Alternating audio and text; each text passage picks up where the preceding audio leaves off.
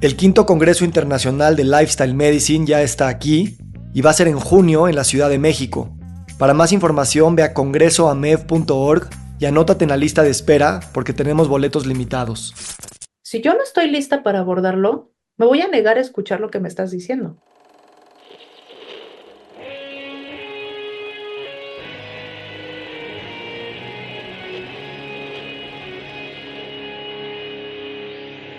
Bienvenidos a Volver al Futuro Podcast, donde platicamos con las mentes que nos impulsan a crear el nuevo paradigma de salud y bienestar, conducido por Víctor Sadia.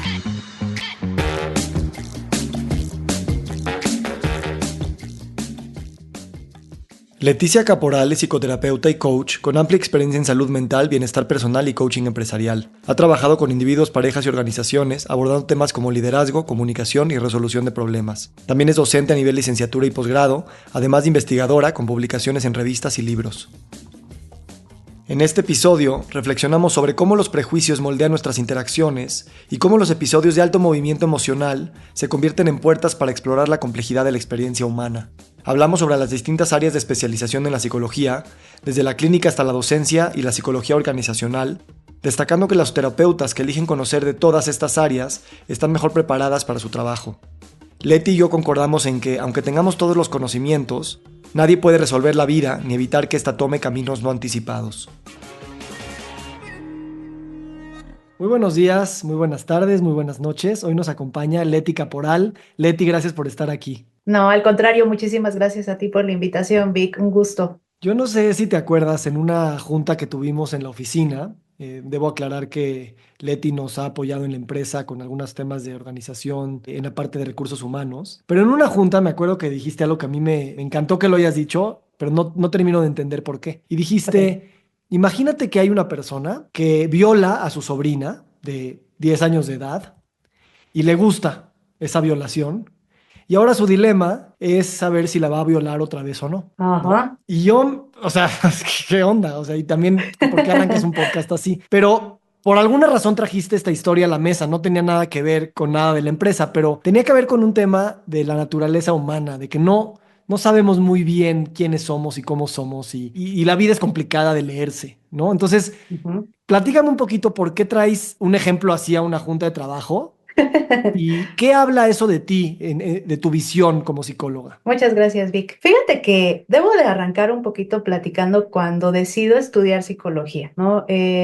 Nos vamos a remontar cuando tenía, no sé, aproximadamente 16, 17 años y que, ¿sabes? Empiezas en la escuela como, ¿y qué vas a estudiar? ¿Qué quieres estudiar? Y me llamaba muchísimo la atención psicología porque desde aquel entonces observaba mucho a mi alrededor el comportamiento de las personas y me enfrenté a lo largo de mi vida a diferentes situaciones donde, como todo ser humano, ponía mis propios juicios, ya fueran juicios que había ido aprendiendo desde casa, juicios sociales, juicios culturales, y me fui enfrentando a diferentes situaciones a lo largo de mi vida donde entendí que a veces esos prejuicios podrían llevarte también a ti a actuar de una forma diferente con las personas que te rodean. Entonces, veía profesores, compañeros, y decía, es que ¿por qué este compañero siempre quiere levantar la mano, ¿no? O sea, ¿por qué siempre su necesidad de ya sabemos que tú sabes, ¿no? Ya, relájate. O el compañero que se sentaba hasta el fondo y nunca hablaba, pero cuando le llegaba a preguntar el profesor, me acuerdo mucho de un compañerito que, sobre esto fue ya en licenciatura, siempre se dormía en las clases o parecía que estaba durmiendo. Hasta el fondo, en el rincón, capuchita y así como recargado, así agachado. Si este viene nada más a dormir, ¿no? Porque está aquí, le está quitando el lugar a alguien que podría aprovecharlo mejor. Bueno, me dejó callada. Cuando alguna ocasión un docente pues le pregunta, a ver, tú, no, Chuchito, dime esto, esto, esto. Entonces levanta la vista y contestó de una forma increíble. Dije, wow, o sea, no está durmiendo el cuate, no se viene a hacer pato, su proceso de aprendizaje es diferente. Y empiezas a romper tus propias ideas y paradigmas de lo que es la gente. Pero esto me pasaba, te digo, desde que estaba en la preparatoria. Y desde ahí empiezo con este interés de entender un poco más por qué las personas o qué es lo que nos impulsa a las personas a actuar, a pensar, a no pensar, porque algunas personas tienen mayores capacidades de resolver aparentemente, y lo pongo entre paréntesis, un problema y otras dices, pues su problema es muy pequeño, ¿por qué? ¿Por qué se está ahogando en un vaso con agua? Pero lo que para ti es insignificante, para la otra persona es todo un reto. Y de Déjame ahí interrumpirte arranco, ahí. ¿no? Sí, adelante. Ajá. A ver, yo era de los de la capucha de la esquina, en mi salón, en la prepa. Me daba mucho frío a mí la escuela, pero también era de los que sí escuchaba y le interesaba aprender. Pero bueno, Ajá. ahorita me acordé de eso. Pero, ¿por qué crees? Por eso te interrumpí. ¿Por qué crees que, o sea, para mí, eso de empezar a estudiar o pensar o preguntarme por qué la gente actúa como actúa, se dio a raíz de que empecé yo un proceso terapéutico ya después de haberme casado. Y como yo empecé a darme cuenta que yo era como era porque estaba influenciado por historias, culturas, traumas, tal, empecé a decir, ah, caray, claro, todo el mundo también tiene un trasfondo de por qué es como es. En tu caso era una curiosidad, o sea, ¿qué te hizo ver? Porque a mí no se me hace obvio eso, que una niña diga, ah, ¿por qué somos tan diferentes? Ujú. ¿Sabes? Fíjate que cuando igual ya arrancas licenciatura, de las primeras preguntas que te hacen es ¿por qué elegiste psicología? Y una de las respuestas más recurrentes y que hoy la sigo escuchando como docente es porque quiero entender al otro, porque quiero entenderme a mí mismo. Yo creo que en aquel entonces, cuando yo miraba más al exterior, es porque no quería ver algunas cuestiones del interior e incluso temas familiares que pudiesen haberse estado generando en ese momento. Entonces era más fácil decir, ¿qué pasa con él? ¿Qué pasa con él? ¿Por qué él actúa así? ¿Por qué él actúa así? Yo no empiezo a mirar hacia adentro hasta que estoy estudiando psicología y hasta que parte de mis estudios me piden, tienes que tomar terapia porque es parte de tu proceso de titulación. Entro a terapia, mi primer sesión fue así, ¿qué quieres trabajar? Pues no, realmente no sé, como que todo está muy bien, nada más estoy aquí porque pues, me lo están solicitando como requisito. Se empieza a fluir la terapia y salieron, bueno, pues bastantes cosas a nivel personal y familiar que hacían ruido, y en los diferentes procesos terapéuticos que he llevado, te enfrentas contigo mismo, te enfrentas con esas cosas que evitas o no quieres ver. Y en aquel entonces, cuando decías en esta junta, pongo este ejemplo y dices, qué fuerte, ¿por qué nos habla de esto? ¿Por qué pone este ejemplo? Porque creo que en realidad los seres humanos, la vida nos va poniendo en posiciones complicadas y esto nos va a suceder a lo largo de nuestro proceso de vida. Lo vivimos desde que somos niños y de niños no sabemos darle un significado más allá de. Lo vivimos en nuestra adolescencia, en nuestra juventud y a lo largo de nuestra adultez. Pasan cosas que salen fuera de tu control, cosas que ni siquiera tú sabías que podían sucederte y que cuando estás ahí es, ¿qué hago con esto? ¿En quién me apoyo? ¿Con quién lo hablo? Porque si lo hablo aquí con esta persona, ¿qué tal si me juzga? Si lo abro de este lado, no creo que me entienda. Y a veces, cuando estamos en este proceso terapéutico y haces un buen vínculo con tu terapeuta, te abres y te empiezas a sentir en esa comodidad de empezar a mostrar estas vulnerabilidades, que ojo, no sucede ni en primera, ni en segunda, ni en tercera sesión. Pueden pasar muchas sesiones para que logres sentir esa confianza y empieces a abrir temas. No sé, llevamos 6 meses en terapia y apenas me estoy sintiendo con la comodidad de abrirte esta vulnerabilidad, estas culpas, estos miedos. Y en este caso, en esta persona que entra en un caos mental porque me conflictúa porque lo que me está agradando social y moralmente no es correcto y no es aceptable. Y entonces eso, ¿en qué me convierte? ¿En un monstruo? ¿En un enfermo? ¿En un mal ser humano? Y entonces, ¿qué tengo que hacer ahora conmigo? ¿Cómo tengo que actuar? ¿Debo de evitar todo contacto con los niños y eso me va a ayudar a sentirme mejor? ¿O cómo actúo y cómo resuelvo estas situaciones? Fue una situación o un ejemplo tal vez bien exagerado. A veces les digo a mis alumnos, ¿no? Voy a dramatizar, ¿no? Y luego me dicen, ay, maestra, le salen sus dotes artísticos, ¿no? Porque a veces hasta les lloro ahí haciendo como alguna situación complicada en la que se tengan que enfrentar, pero realmente también como terapeutas, porque no dejamos de ser seres humanos o personas que trabajamos en una escuela, en una empresa, como terapeuta, sigue siendo un ser humano frente a otro ser humano. Y va a haber cosas que el otro pueda compartirte y que te toque tus propias vulnerabilidades. Y tienes que tener un espacio seguro donde poder ir a descargarlo para terminar de entenderte. Es un proceso constante, sí, de construcción a nivel educación. Te debo decir que algo que me apasiona mucho es estudiar. Me encanta estudiar y aprender. Todo el tiempo estoy buscando leer cosas nuevas, tomar un curso, un diplomado, algo que termine nutriendo, pero si lo dejo solo a un nivel más académico, se pierde esta otra parte de vínculo personal que puedo generar. Y lo mismo pasa con una empresa. Si voy a dar un curso de liderazgo y yo no conecto con estas personas que se están enfrentando a llevar equipos, pues sí, les puedo hablar de los tipos de líderes y lo ideal que pueden llevar a cabo, pero ya en el día a día que te enfrentas a estas situaciones, si yo no conecto con lo que está pasando y no entiendo esas vulnerabilidades, pues sí se quedan como, ay, pues qué padre el curso de liderazgo, aprendí los tipos de líderes, pero ¿y luego? Sí. ¿Sabes? Eso es lo que me gusta mucho de ti, que nunca has tratado de reducir, o no, cuando hablas de un ser humano, no lo tratas de reducir a algo que es comprensible, ni a algo que es estandarizable o normal, ¿sabes?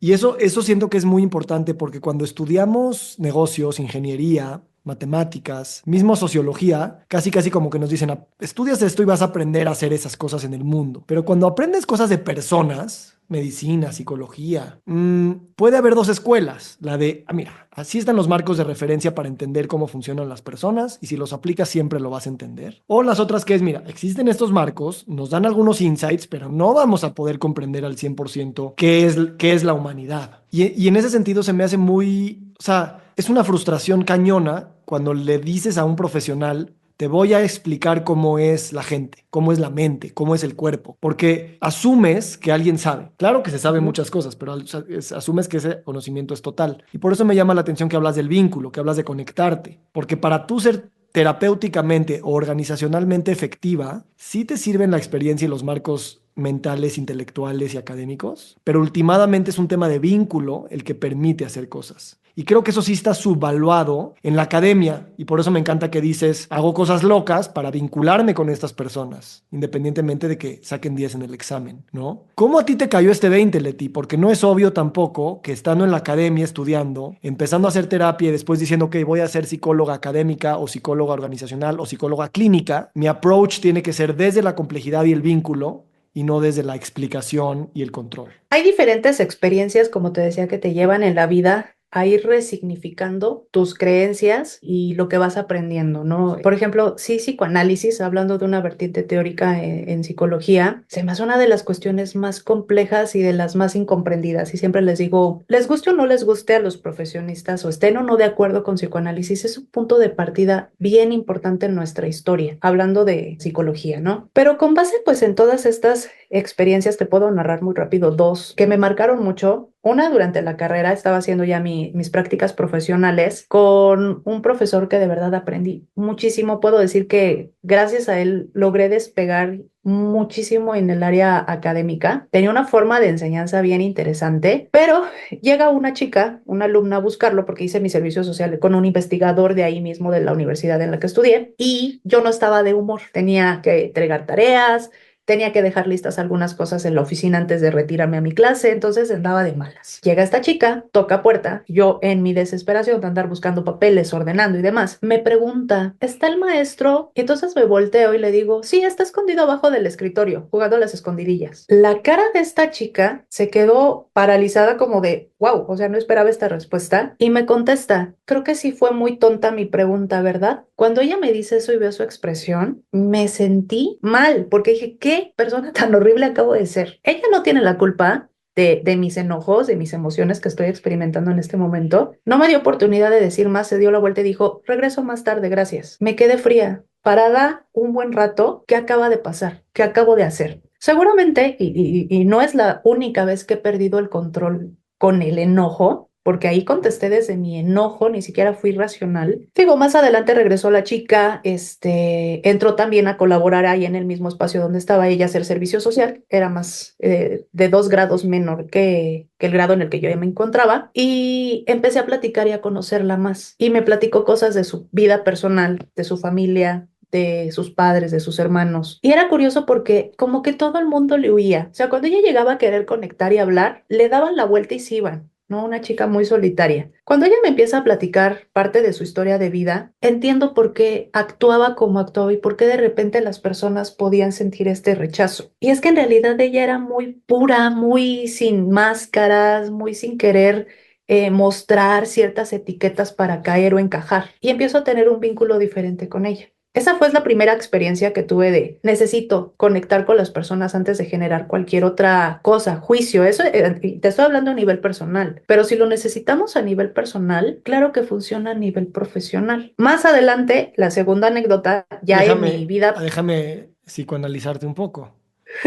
O sea, obviamente está muy padre que en ese momento de enojo y que le hayas dicho eso y la hayas avergonzado a ella y por lo tanto te avergonzaste a ti de haber sido tan cruel. ¿Dónde pones esa emoción de vergüenza? Porque tienes que tener una base para poder en un segundo pasar de la vergüenza La culpa a la culpa, pero pasar a que eso no te paralice y sobre todo te meta en justificarte cómo eso que hiciste estaba bien, al revés, estuvo mal. Y normalmente eso toma mucho tiempo. O sea, ya tenías una base para decir, esta emoción no me está abrumando al grado que ya puedo ver mi error, en vez de yo, justo porque estoy avergonzado, mostrar con más fuerza cómo estoy justificada por sentirme así. ¿De dónde viene esa capacidad tuya de decir, o sea, de pasar tan rápido a no defenderte y más bien a saber que lo hiciste mal? Yo lo atribuyo muchísimo a mi proceso educativo. Soy la mayor de 3 hermanos y parte del discurso que se me manejó cuando era niña es, eres la mayor, eres el ejemplo para tus hermanos, debes de hacer las cosas de manera correcta, ir bien en la escuela, portarte bien, ser educada, sentarte de esta forma, hablando ya, por ejemplo, más de la parte que a veces se pide como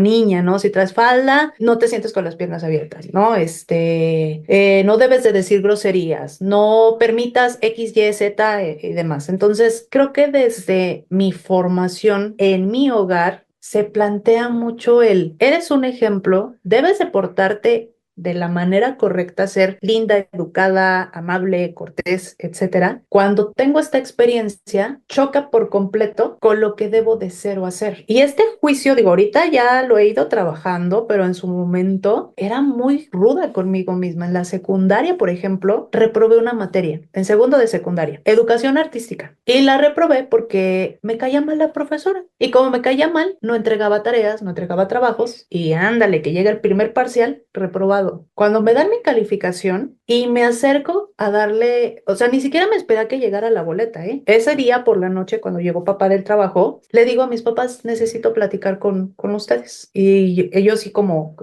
¿qué pasa, no? Muy alarmados así de, ¿qué pasó? Y me suelto a llorar. Y más se alarman. ¿Qué sucedió? ¿Por qué lloras? Es que reprobé educación artística. Y fue a ver, cálmate, no pasa nada, bueno, primero sí fue ¿por qué reprobaste? Ay, es que no trabajé, ¿sabes? Es que no entregué. Sí hubo castigo, por supuesto, por haber incumplido, por ejemplo, el castigo fue en este caso, no vas a salir hasta que suba tu calificación, pero no se dio la respuesta que esperaba de nombre, me van a decir que soy la peor persona, que no debería haber reprobado, y entonces se van a generar ahí como un tema, no. Fue muy tranquila la respuesta de mis papás, pero yo era muy ruda en mi estructura conmigo misma de las exigencias que me ponía a mí misma de no me puedo equivocar, no puedo hacer las cosas mal, no puedo reprobar. Entonces, cuando me enfrento en este ejemplo que te platicaba con esta chica, entran mis vulnerabilidades. Cuando veo su reacción, me paraliza y digo, actué de una forma terrible. Ok.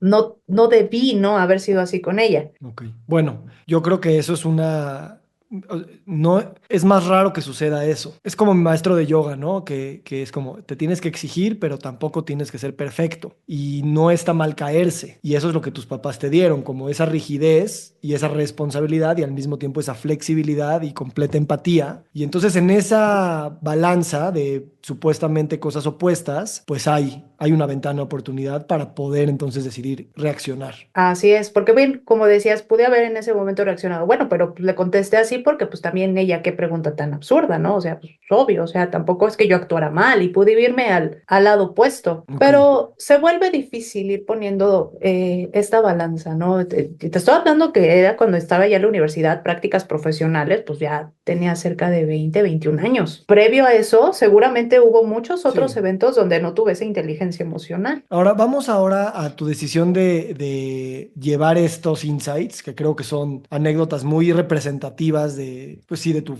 forma de pensar y de querer ser, cuando decidiste tanto tomar la parte clínica de empezar a atender pacientes, porque entiendo que eres psicóloga de docencia y luego dijiste voy a tomar pacientes y al mismo tiempo también, o no sé si al mismo tiempo, trabajar con empresas. Me gustaría entender la diferencia entre la psicología académica, organizacional y clínica. Muchas gracias. Cuando estoy estudiando ahora sí, mi formación como licenciada en psicología, había 4 vertientes bajo las cuales nos podíamos formar como psicólogos generales, porque en realidad salimos como licenciados en psicología, ninguna especialización en particular. Psicología social, psicología educativa, psicología laboral y psicología clínica. Tienes tu mapa curricular con las materias base y aparte dentro del mismo plan de estudios teníamos que llevar 16 materias optativas. Tú elegías cuáles dependiendo cuál área te interesara más. Conforme empecé a estudiar psicología, en verdad te puedo decir que me apasiona, me encanta. O sea, me fue muy difícil encontrar en dónde hacer servicio social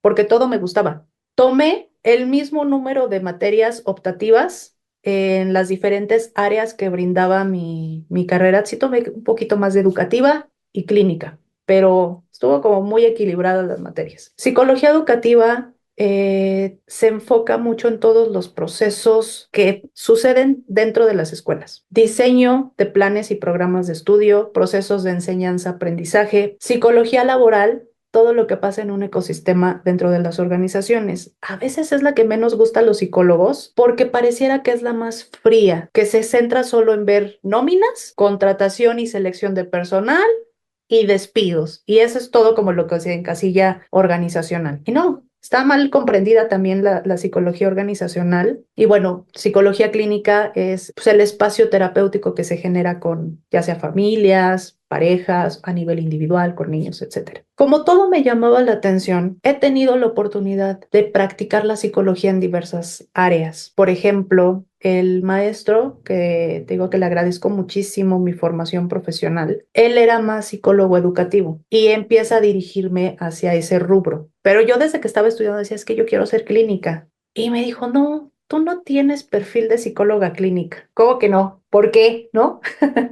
O sea, por parte de lo que decías ahorita, te veo muy, como con una estructura muy particular, como más, es A, luego B, luego C, y para ser psicóloga clínica tienes que abrir tu mente, romper paradigmas, estar como mucho más abierta a las cuestiones. No digo que no lo pueda hacer, pero ahorita no es tu momento. Y me dejó pensando mucho y dije, ah, caray, pues entonces, ¿cuándo defines tu momento? ¿Con base en qué es mi momento?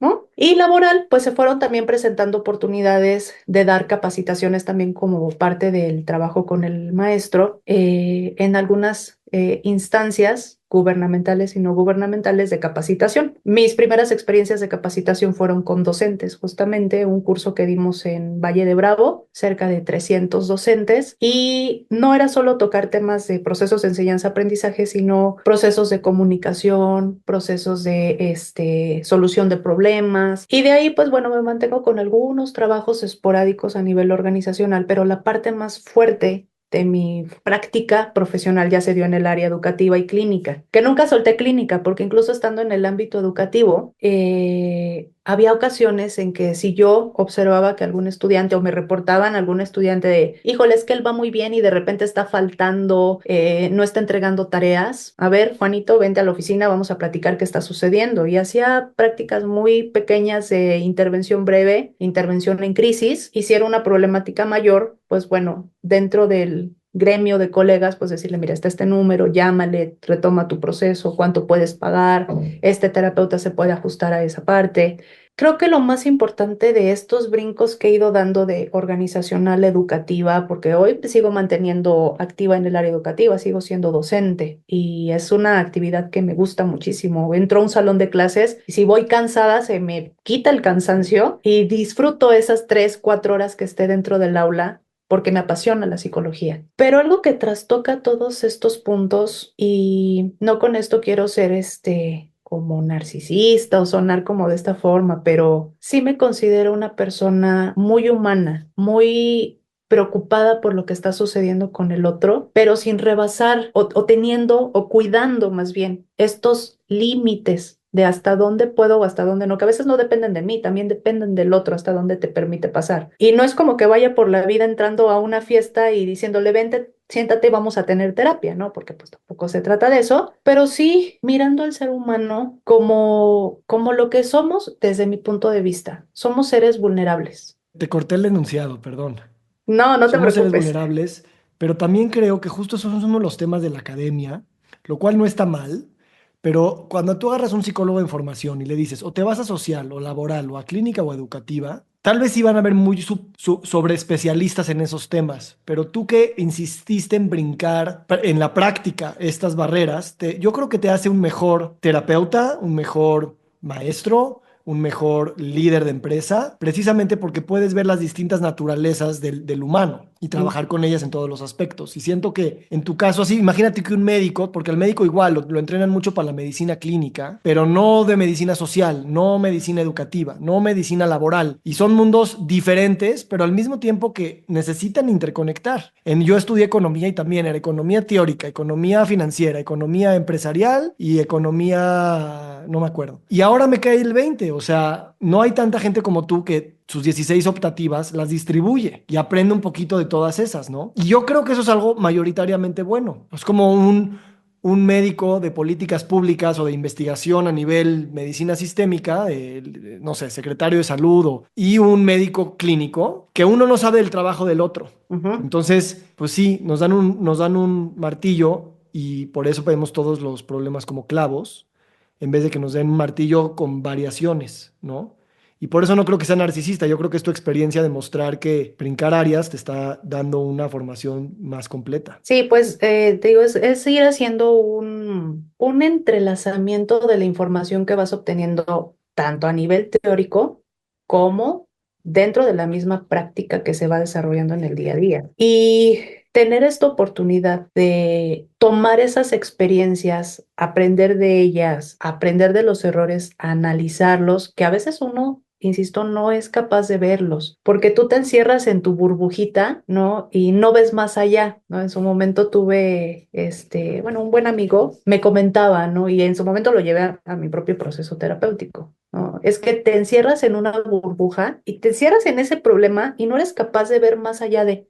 Y esta burbujita te limita. ¿Cuántos de nosotros no estamos encerrados en esas burbujitas porque nadie nos dice expande, rompe, sal de esta situación en donde te estás encerrando y no estás alcanzando a ver más allá de? Y sí creo que el vincularte y observar desde diferentes ángulos, mi objeto de estudio, que es el ser humano, te ayuda a irlo comprendiendo un poquito mejor. Sin duda, Leti.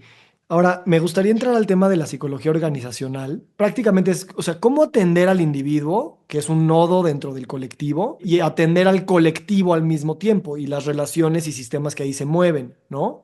También cómo manejas el tema de confidencialidad, ¿no? Cuando atiendes a un individuo y eso tiene que ver con los demás nodos del sistema, ya sea en la organización o en la familia, ¿no? Cuando en una terapia familiar se da familiarmente, pero también individualmente. ¿Y cómo? Es que eso es una pregunta que, a ver, te la voy a hacer como la escribí. ¿Cómo determinar el objetivo de tu labor dentro de una empresa cuando hay tantos objetivos pequeños que a veces pueden estar en contradicción entre ellos? O sea, entender que toda la familia tiene un objetivo común que es hacer crecer la empresa, pero a veces hay cosas chiquitas que pueden estar en contraposición o vamos a llamar, no todos son el mismo nivel de prioridad, pero no podría saber cuál es la prioridad, ¿sabes? Porque cuál es la cosa que más va a mover al colectivo, no estamos seguros. Y yo creo que en ese sentido me gustaría escucharte, ¿no?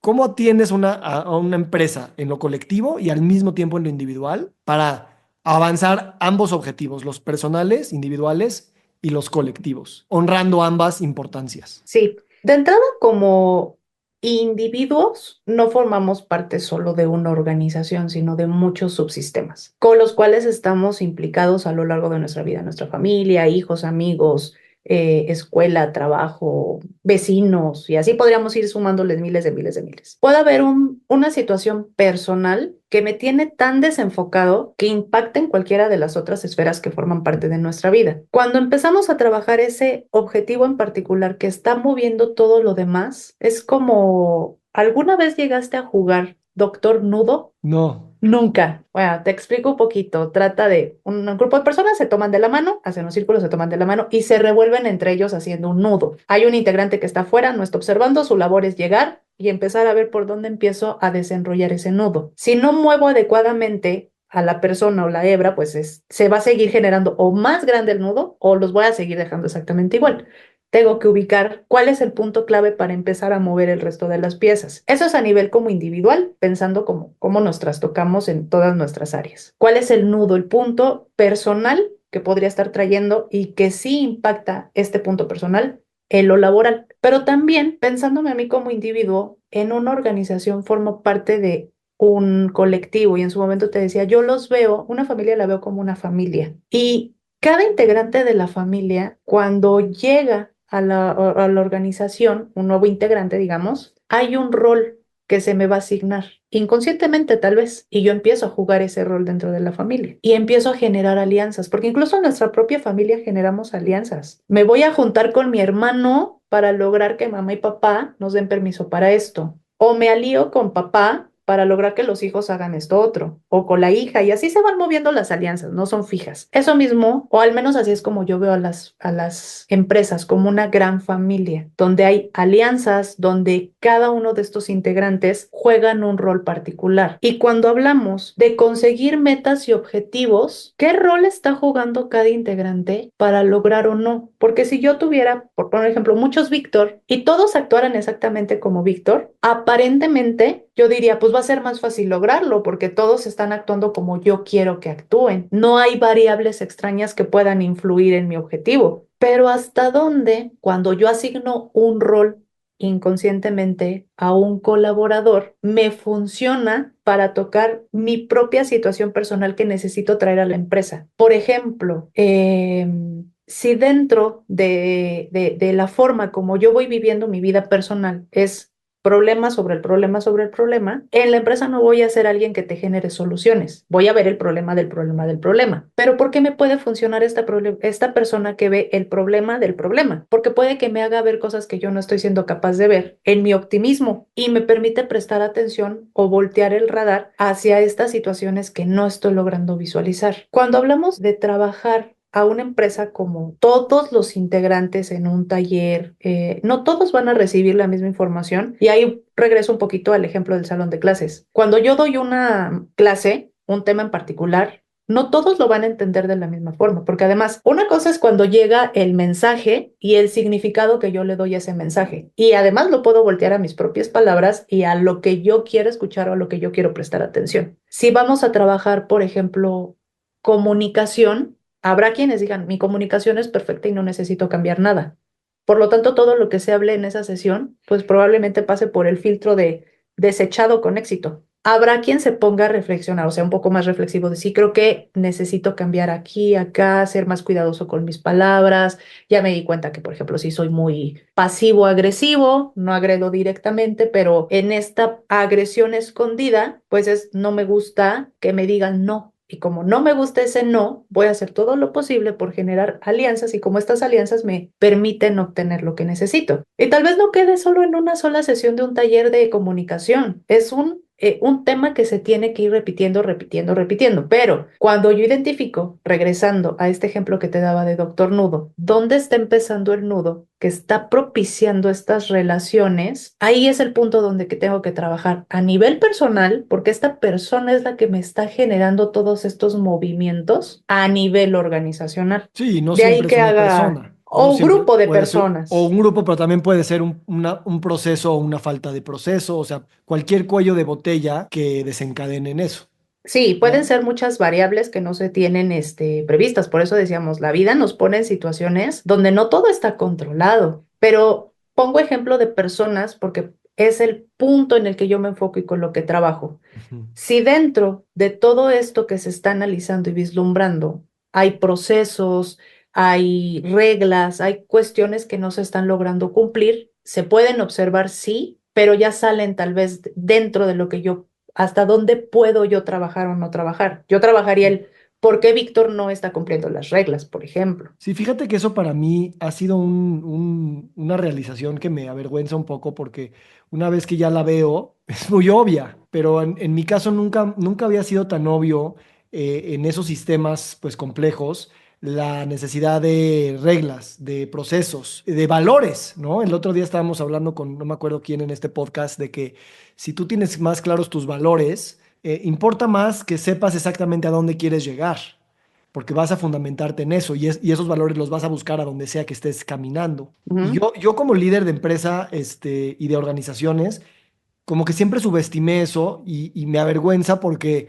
pues, es muy obvio, ¿sabes? Y creo que lo que estoy aprendiendo ahora es como, al igual que le pregunté a la Leti de la universidad, ¿cómo fue que ella se dio cuenta que a otras personas se les podía estudiar? Pues igual, ¿cómo se te ocurre, cómo se me ha ocurrido a mí? Y obviamente ha sido a base de como trancazos, que las empresas, las organizaciones, los sistemas, las familias, pues también se pueden estudiar en esa parte colectiva de por qué funcionan como funcionan. Ujú. Y creo que esa parte a mí me ha faltado y que tú me has ayudado mucho a reconocer y que lo haces desde un lugar muy amoroso y muy, como casi casi que normal, o sea, no tendrías por qué saberlo, ¿sabes? Y eso también es bueno como técnica pedagógica y de liderazgo. Pero también para llegar a ese punto, Vic, yo estuve del otro lado, porque he formado parte de organizaciones no como quien coachea, sino quien es coachado. Y en mis primeras experiencias laborales me enfrenté, por supuesto, por ejemplo, a los chismes. Y era de que llegaba alguien y te tengo un chisme, ¿no? Y en lugar de decir, no, gracias, el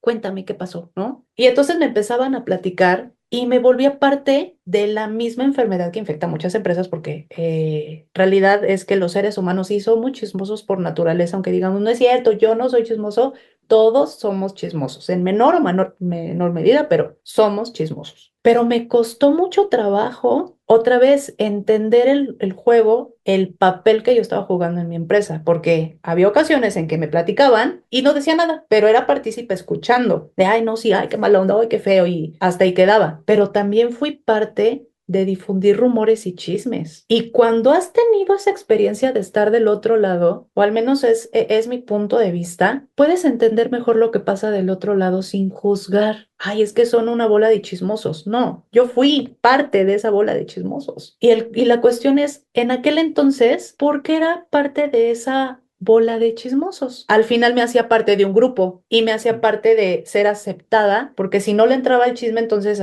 no le cuentan nada a Leti, porque pues Leti ni nos dice, ni nos cuenta, ni nada. Te quedas fuera del grupo. Y como seres humanos, pues también recordemos que somos entes sociales y a nadie nos gusta quedar fuera de algo, porque toca otra vez nuestras vulnerabilidades, ¿no?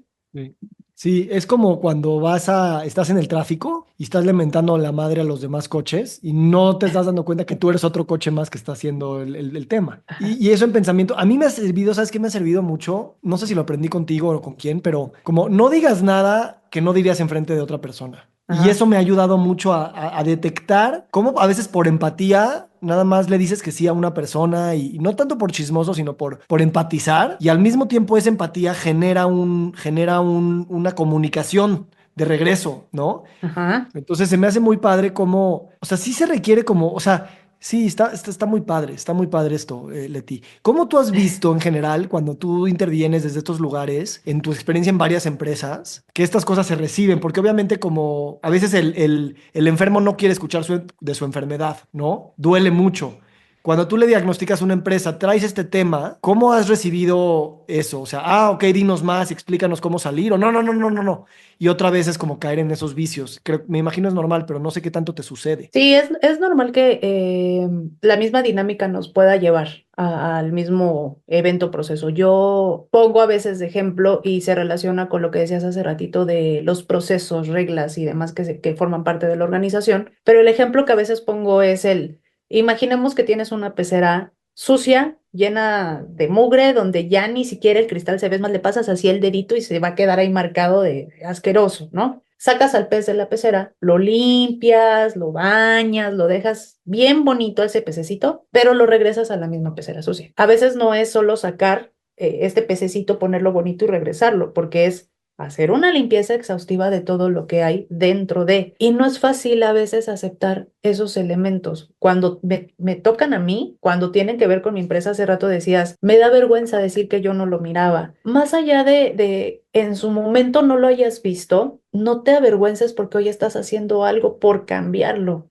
Y en su momento, si no lo viste, es porque la misma dinámica de tu empresa, de tu vida, no te llevaba para ese punto. Diría mi mamá, las cosas pasan cuando tienen que pasar, en el momento que tienen que pasar, ni antes ni después, en el momento en que tienen que llegar. Y si hoy es el momento donde estás observando otro tipo de circunstancias que te están llevando a reflexionar y construir tu empresa en una dinámica diferente, pues es gracias a todo lo que has venido aprendiendo en todos estos años, Sí, no, que en su efectivamente. momento, Y de hecho me gusta sentirme avergonzado, un poquito como le agradeces esa vergüenza que tuviste con esa chica, ah, porque te vuelve todavía más claro el siguiente paso, porque es como, ¿cómo? Está tan obvio que te enfoca, ¿no? claro, Pero sí es algo que se tiene que aprender, porque te digo, esa vergüenza también podría volverse a envolver, ¿no? eso. Sí, sí, Sí, está justo padre. Y es, esto yo lo dije con el ejemplo de la empresa, pero lo he aprendido en todos los demás sistemas en los que estoy. Por ejemplo, en temas de ahorros familiares, ¿no? O sea, el no ahorrar y un día decir, güey, ¿cómo no habías pensado esto o planificado esto? Porque te quedaste sin lana o porque tal. Y entonces, pues te duele tanto que ya es muy claro que no quieres que vuelva a suceder. ajá, Y eso sí. también está padre pensar, o sea, de alguna manera que, no sé cómo tú lo veas, pero aunque tengas todas las carreras de sociología y psicología y matemáticas, ingeniería y economía y estudies, le metas a tu chat GPT todo, de todas maneras la vida no la vas a tener resuelta. Y eso Ujú. es una expectativa que nos da la escuela, nos da la cantidad de información, nos dan los cursos que te dicen esto te va a hacer feliz. Y yo diría que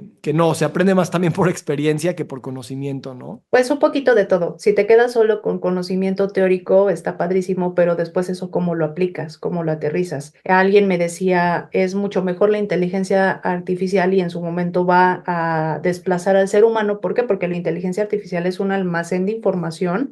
Pensemos en una inteligencia artificial que te da terapia versus un terapeuta de carne y hueso.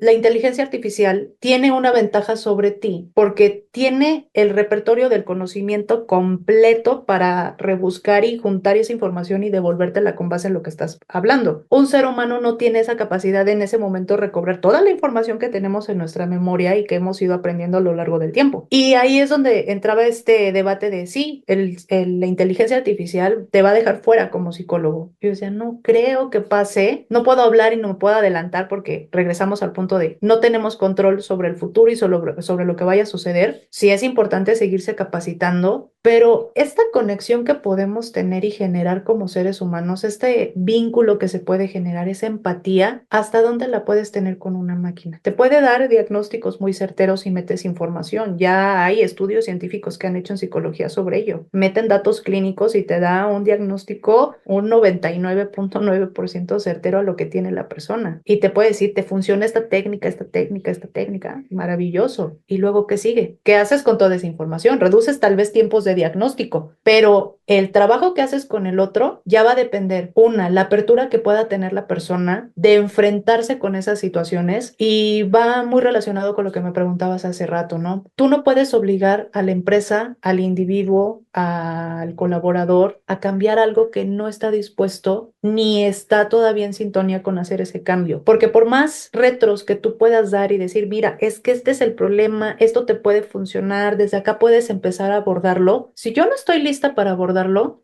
me voy a negar a escuchar lo que me estás diciendo. Puedo tener ahí el recurso, el martillito, lo que tú quieras. Ya va a depender de mí si lo tomo y lo ejecuto o no me siento lista. Y hasta que la vida no me pone tal vez en una situación donde sí o sí necesito hacer uso de eso y cambiar, pues entonces es cuando genero ahora sí este movimiento en mi vida y en mi interacción en el día con día. Eso lo he oído mucho con profesionales de la salud, ¿no? De que por más de que quieren, a veces no pueden con algunos pacientes porque no están listos. Y en Ujú, ese sentido yo coincido, aunque también siento que hay una expectativa también como muy generalizada mismo de los profesionales de la salud o de los consultores o de los que dan conferencias a millones de personas alrededor del mundo, como que no dan chance de que la gente, o sea, como que esto le llaman, no sé cómo le llaman, pero es como sesgo de naturalidad. O sea, de ok, que ya llegaste a ser quien eres, todo chingón, pero no te muestran todo el proceso de aprendizaje de caídas y levantadas para llegar, ¿no? Alguien que gana la medalla olímpica o alguien que hace mucho dinero. Y sí siento que a veces, como consultores o como profesionales de la salud, podemos caer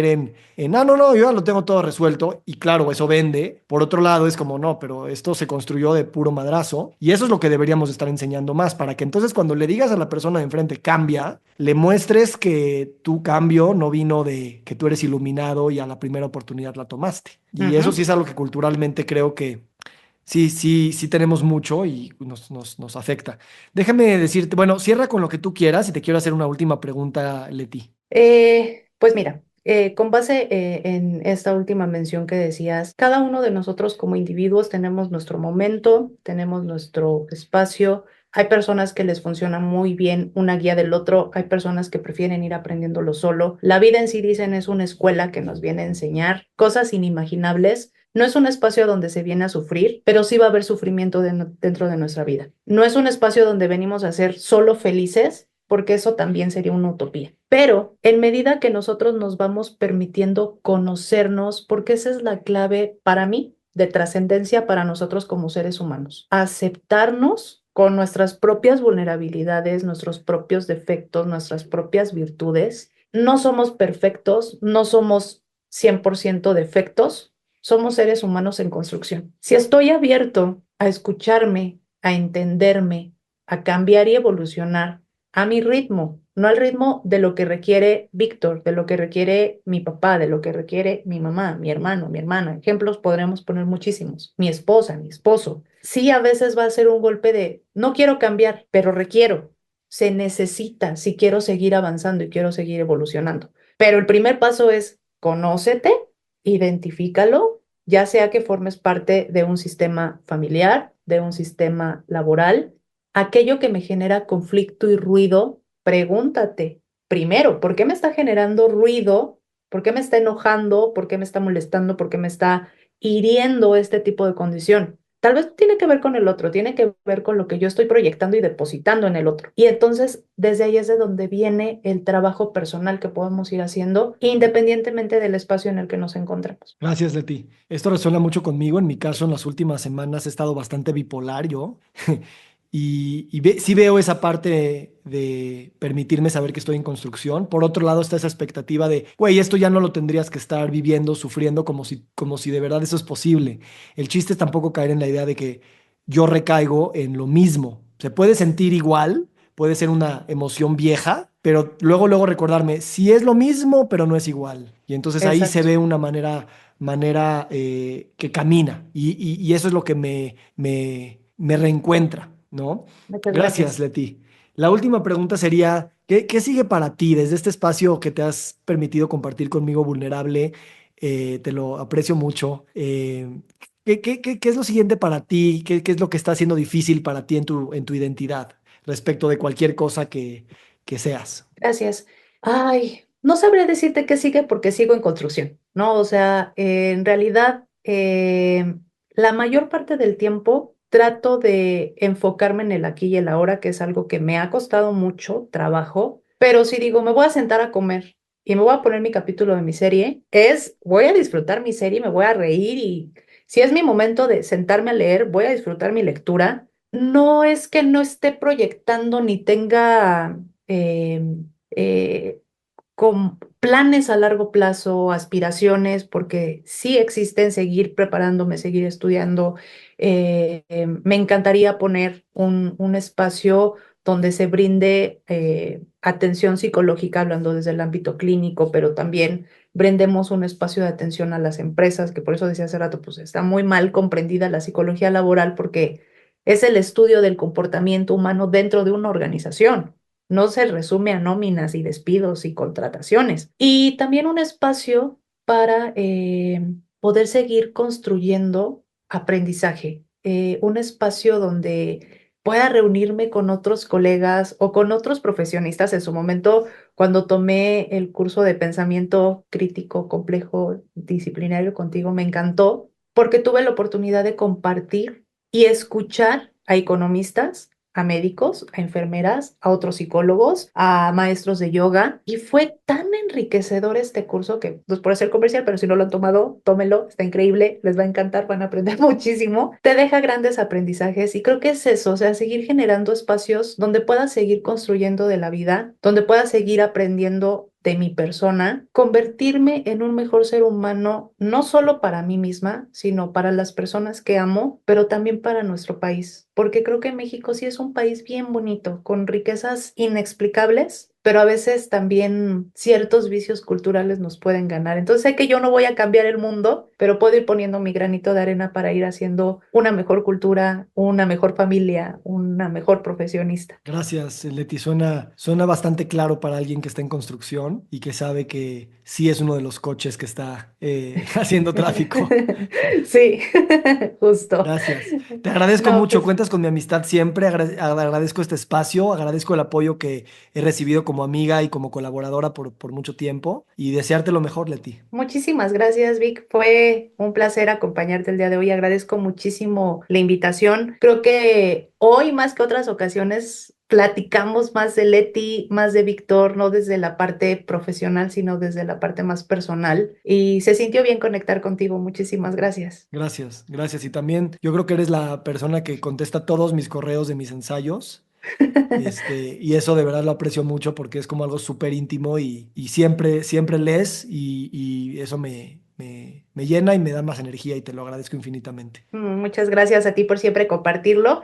Y a la vez que a veces te digo, oye, esto me resuena porque ya lo vi a nivel personal o ya lo estoy viendo a nivel profesional, pero también muchas gracias a ti por darnos esos espacios de reflexión personal, que así es como veo cada uno de los escritos que nos compartes. No solamente es leer un pedacito de Víctor, de lo que es Víctor, porque a veces nos muestras vulnerabilidades también en estos espacios, sino también invitarnos a reflexionar y crecer a nivel personal. Entonces, gracias, Vic. Gracias a ti, hermana. Nos vemos pronto. Claro que sí, muchas gracias, Vic. Nos encantaría recibir tu retroalimentación de estos podcasts para continuar generando contenidos que te sean útiles e interesantes. Si puedes, déjanos un comentario en la página web victorsaadia.com.